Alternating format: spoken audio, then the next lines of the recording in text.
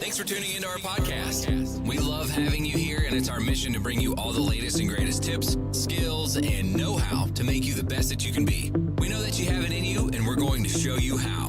Now, let's get started.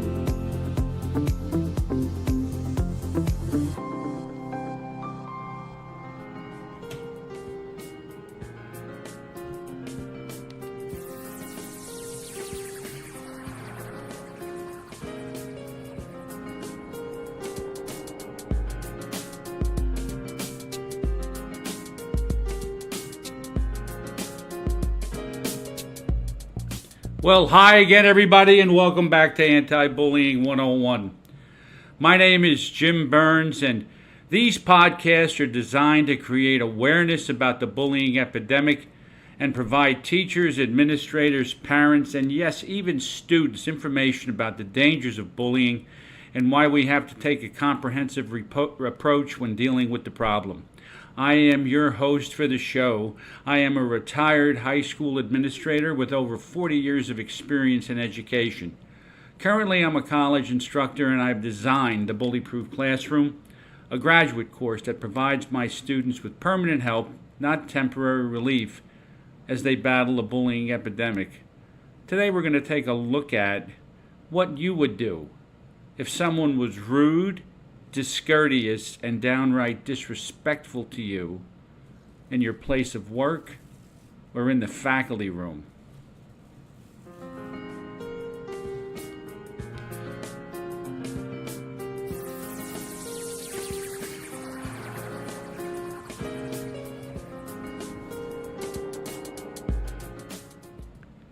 Well, many years ago, I taught middle school emotionally disturbed boys at a school in New Jersey.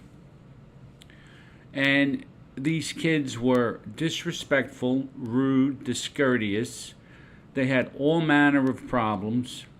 And I was always kind of up in the air wondering, do these kids have clinical issues, or what they doing? Is it learned behavior? I didn't quite understand what it was. I was only a very young teacher.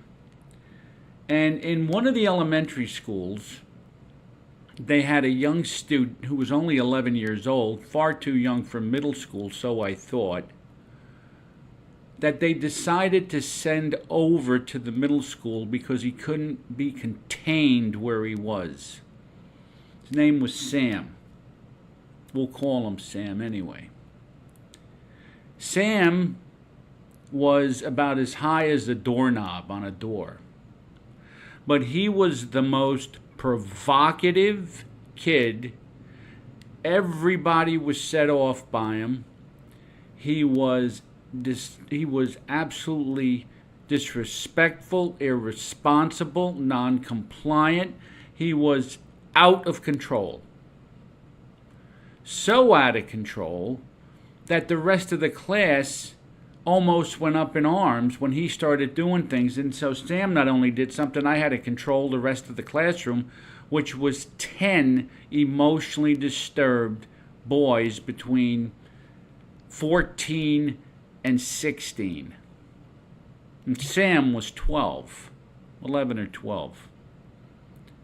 And one day, it dawned on me that this kid never takes the day off. He never takes any time off. Now I understand, kids, this was in an urban setting. School to them is a haven. And every morning the kids would congregate in front of the school waiting to hear the entry bell. And my classroom was on the 3rd floor. And I would be hanging out of my window looking down at the vast number of students that were there waiting to come in. And you know what I was doing? I was looking to see if Sam came to school that day. And I was praying that he didn't. I was absolutely just hoping that he didn't come to school. I needed a break from this kid. He was so unbelievably out of control. Sam at one point didn't come in one day. And I had all I could do to not want to jump up in the air and yell, "Yippee! He's not here." But as luck would have it, Sam showed up right before lunch, as many of these kids did. And I took one look at him when he walked through the door, and I felt the energy in my body drain right out. In other words, I was able to just deal with the day without Sam, and I felt so relaxed and empowered. And the minute he showed up, the energy drained right out of me.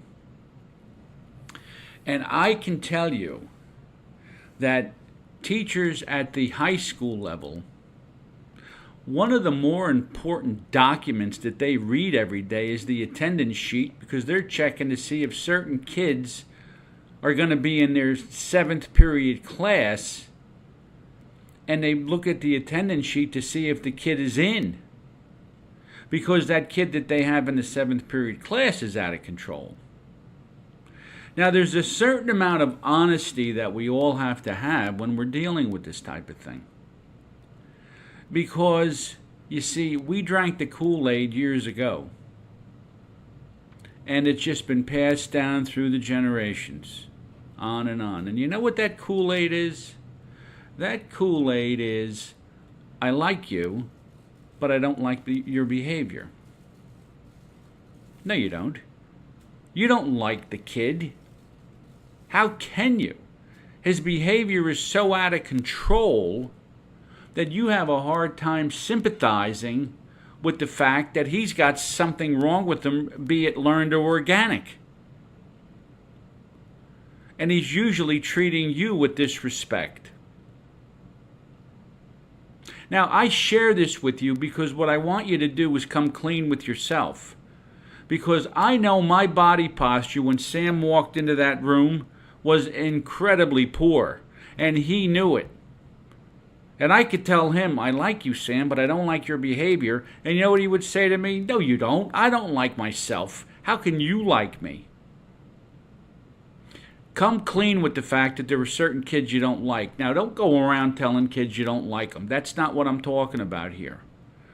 I'm talking about the absolute crap that we get sold.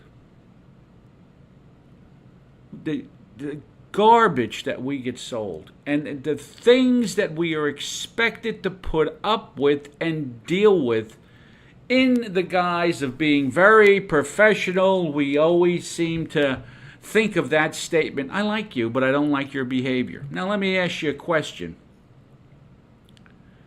You walk into the faculty room one day, and there's a teacher in there, another teacher. Or you're at a faculty meeting, and you got your hand up for 10 minutes, and an administrator doesn't call on you because he doesn't care about what you have to say.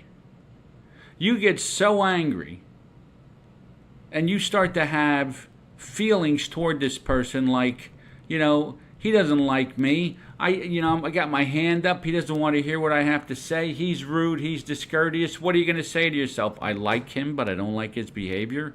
What are you going to say about a teacher in the faculty room? Or if you work in the place of business and you're listening to this podcast and somebody gives you a hard time and is rude, discourteous, mean, maybe they tell off-color jokes. I mean, they're just jerks, really.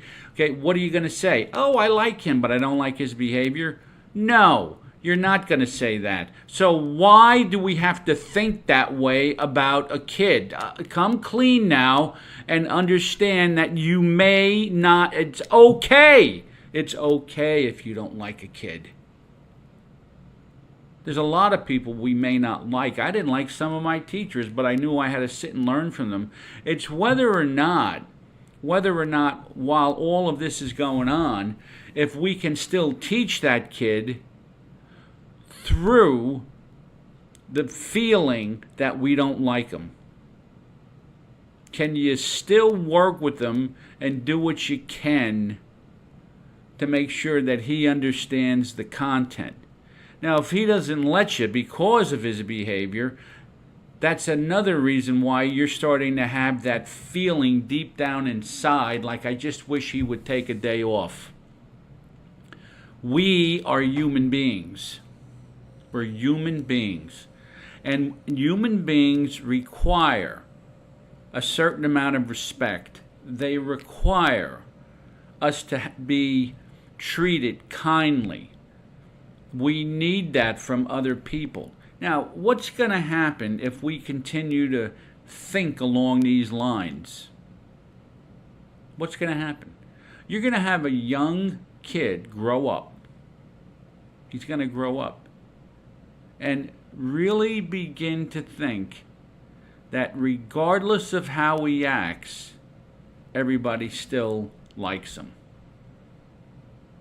You don't think that can happen? Let me explain something to you. There's plenty of people who do not have any self-awareness at all about how they grate on people and how they aggravate people. And they think that they're just like Jack Armstrong, the all-American boy, where everybody loves him. And then when they find out that not a lot of people like him, you know what starts to happen? They start trying to figure out why. They don't even realize that they're a problem for others. And this starts to happen sometimes in high school. You think kids are, he has friends or she has friends and everyone thinks they're getting along. And kids aren't going to walk up to one another and say, I like you but don't like your... They're not going to do that. But they'll start to avoid them. They'll start to talk about them. You'll have gossiping, rumors. You'll dread them coming to a party. Like, is he coming? Oh God, no, I can't take him. And so they'll dread, and this will go on. And you are doing a kid a grave disservice by saying that or even thinking that, because he needs to know that he owns his behavior. I mean, you got to be honest. Sometimes we just don't like the kid. But we drank the Kool-Aid that came... Just see, this little gem came out of the 60s and 70s when we had the self-esteem movement. And we didn't want to make anyone feel bad about themselves. Well, how does somebody change when they realize that the path they're on isn't too good? That's how they change. You see. So we are all measured by our behavior. I own it.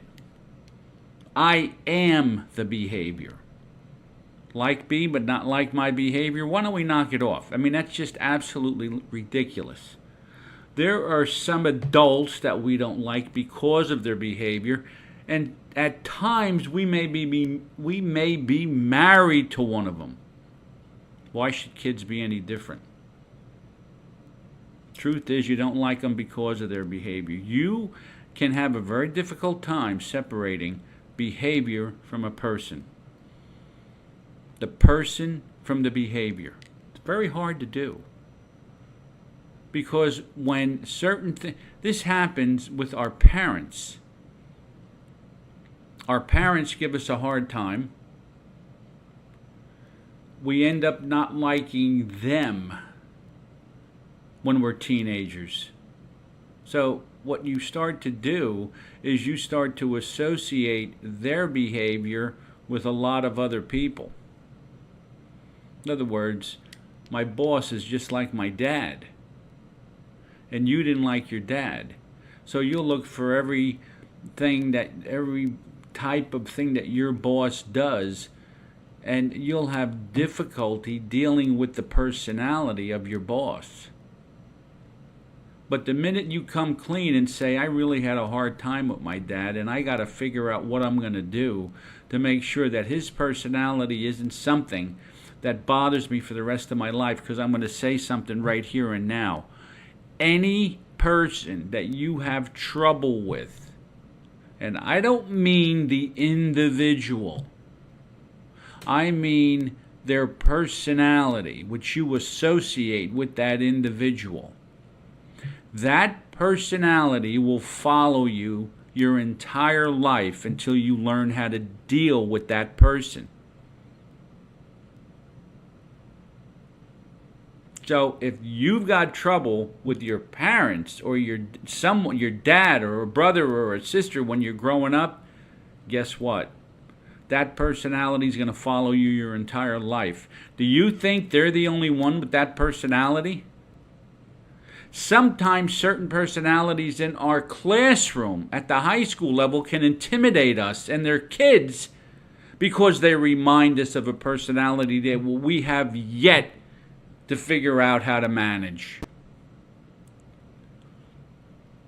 If in fact you're having trouble with a personality or a kid or anybody and you don't like them, it's okay. But what you're going to have to learn how to do is deal with that personality. But don't buffalo yourself and don't drink the Kool-Aid that says, I like you, but I don't like your behavior. That to me is a cop-out. And you have to come and you have to admit to the fact that that personality has either intimidated you, frightened you, or just has made you anxious, or made you back down during power struggles because you never learned how to deal with it early in life. I like you but don't like your behavior.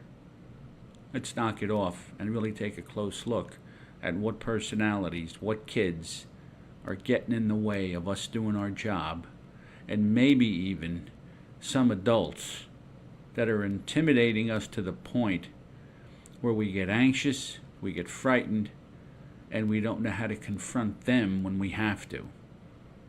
Let's be real. Lay off the Kool-Aid, folks. I like you but don't like your behavior. Don't drink it. My name is Jim Burns. You've been listening to Anti-Bullying 101. Please go to my website at www.bullyproofclassroom.com. Find a whole bunch of resources there, courses, products, and so on. You'll love them. Take a look at that. Subscribe to our podcast. It's on iTunes. It's on about 8 different platforms. Subscribe to it. Enjoy them. Listen to them. They're free. They're free.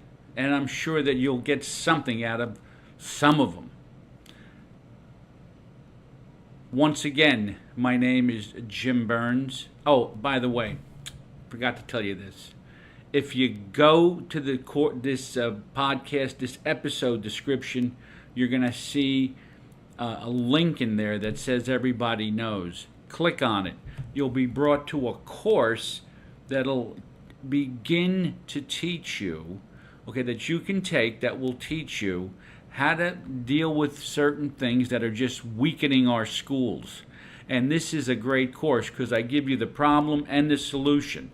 So you're going to get a lot out of it, and guess what? It is worth 10 professional development hours. So take the opportunity, go there and do it. Right now in the Bullyproof Classroom store, we have everyday strategies, and we have Anti-Bullying 101 combined in a package. They sell for $9 a piece. I've combined them. Both books $15. As soon as you buy it, you download. You got 2 downloads there. Click. They're both yours. You put them right on your computer. Reference them whenever you want.